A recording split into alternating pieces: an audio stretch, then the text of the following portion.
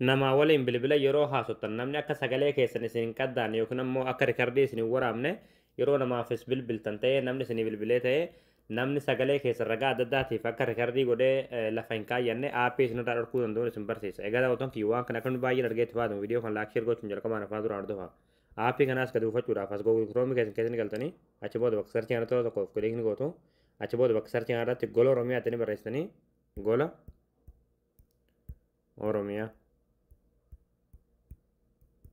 Achi booda gola Oromiyaa kan jala rasanii baasirra tura tokkoof kilikni gootu ammallee asirratti gola Oromiyaa kan jiru tura tokkoof kilikni gootu ammallee haal kanaan sitti fidaa asirra ta'e koodin sarchii tura tokkoof kilikni gootu bakka sarchii kanatti qubee raa kaa daa barreessanii achi booda sarchii fuulduraa kan kilikni gootu sarchii gootu achi booda haala kanaan suuraa kana fidaa suuraa kan tura tokkoof kilikni gootu achi booda aappii gadi buufachuudhaaf suuraa loltaa gadi deemtu loltaa wanti deemtu manumaati.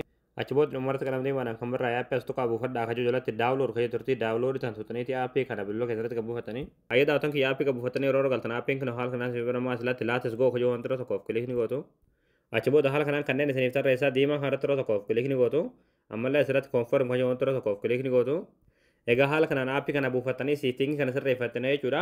Yeroo namaa waliin bilbila haasoftan aappiin kun yoo namni sagalee keessan isin qaddaa jiraate yookiin rikardii isin waraabaa jiraate alaa xuluma isiniif himu.